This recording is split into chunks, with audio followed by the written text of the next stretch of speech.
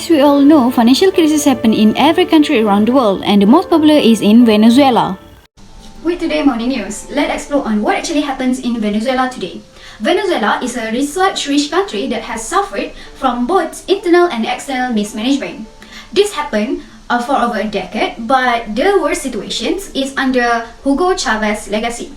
A lot of crises happens because he failed, and this led to an empty revolution of Venezuela. And today, Venezuela is having a massive hyperinflation even after the Hugo Chavez legacy ended. But the effect of his action is still there, even after Maduro and now Juan Guaido become the interim president of Venezuela. So let's get a point of view from 4 experts in this financial and economic field. First, with us this morning, Ms. Hannah, an economic analyst. So, Ms. Hannah, what do you think is the most important factor that contribute to financial crisis in Venezuela today? Venezuela is known to be a country that has a century-long oil history and the largest oil reserves in the world. Yet, the country currently known to be a country that has been suffering with various issues and crises for years. The crisis began due to the mismanagement by the government. During Hugo Chavez's presidency, the money received from oil exports was spent on consumptions and on building international support for the Bolivarian revolutions instead of investing in health, education and savings for future generations. Other than that, Nicolas Maduro was elected president in April 2013, and during his presidency, the oil prices crashed in 2014, which led to a sharp decline in government revenue and, combined with the government's policy choices, triggered a broad economic crisis. Instead of adjusting fiscal policies through tax increases and spending cuts, the Maduro government tried to address its growing budget deficit by printing money, which led to inflation. Wow, what a great explanation from her. Thank you, Ms. Hannah. Now, let's take a look at the impact of financial crisis in Venezuela. Let me introduce to you guys Dr. NISA, a lecturer from UMMI, to give her view on this topic today.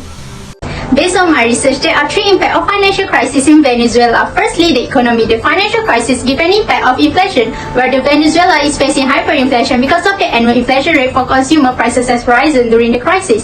Moreover, Venezuela has the world's largest oil reserve. Therefore, decline in oil production and poor governance lead to the collapse of the national economy. Secondly, the society. Millions of Venezuelan people have voluntarily immigrated from the Venezuela during the Chavez and Maduro presidency. It also creates a hunger and malnutrition, maternal and child mortality, and infectious disease of population. Lastly is the country where the unmanageable increase in essential consumer goods prices and the shortage of basic necessities. Such a good elaboration from Dr. Nisa just now. This topic can be a long discussion, and yes, when having a crisis, we should find a way to get rid of it. So, with us for this lovely morning is Mr. MUAZ, is a financial advisor for Bank. So, Mr. MUAZ, can you give us a recommendations on how to manage this financial crisis in Venezuela? Based on my opinion, there are 4 steps of recommendation to fix the current issues of Venezuela. The first step is government of Venezuela has to make the living cost more affordable. This means by setting up a system to make sure that food, medicine and other essentials are available at affordable prices. Next, currency stabilization. Government can unify the exchange rate by letting the currency to float to put an end to the black market.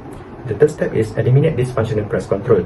Government can lift some of dysfunctional price control after their consumers are protected against rising price of essential goods. And lastly, adjust to lower international oil price. This means by diversifying the economy away from oil. Thank you. Really good recommendation from Mr. MUAZ just now. So, without wasting any time, let's hear the conclusions of this financial crisis in Venezuela. From Ms. Akisha, an accountant from Bank Islam, to give her view on the conclusions of the financial crisis in Venezuela today.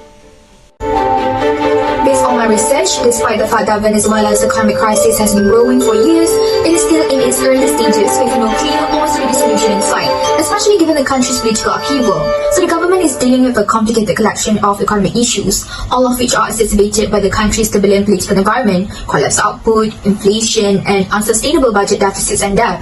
So the government policy solution, which include price and import controls, hazy restructuring plans, and deficit spending financed by growing the money supply, have been widely criticized as ineffective and aggravating the country's economic condition.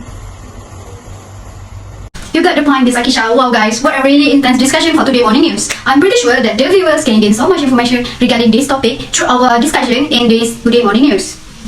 Okay, with that as our closure for today morning news, we really hope that everyone can get a lesson on what is happening in Venezuela today. And I'm Farah WAHIDAH binti Fauzi, and thank you so much for lending your ears to listen to our discussion today in this morning news. And Assalamualaikum.